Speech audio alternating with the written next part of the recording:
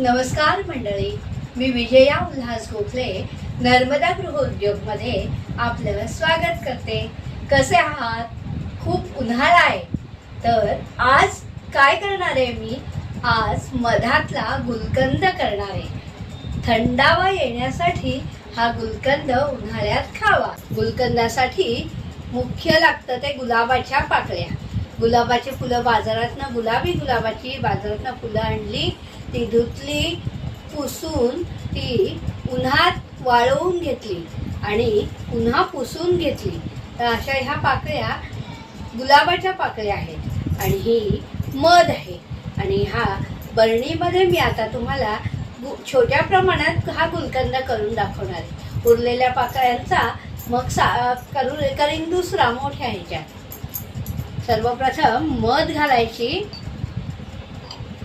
थोडी मध, थोड्या पाकळ्या भरायच्या, पुन्हा थोडी मध घालायची, परत पाकळ्या घालायच्या, परत मध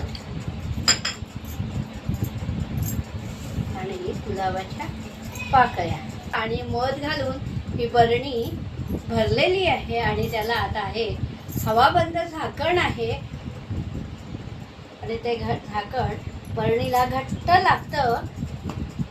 आणि अशी ही बरणी 4 उन्हं दाखवायची, 4 वेळा उन्हात टाकली, कडक उन्हात ठेवून द्यायची आणि मग त्याचा गुलकंद, मधातला गुलकंद तयार होतो।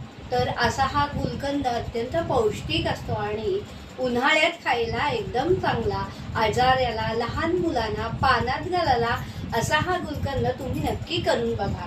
आणि चॅनलला सबस्क्राईब करा, लाईक करा, शेअर करा आणि सर्वांना सांगा हा मधातला गुलकंद। नर्मदे हर। नमस्कार।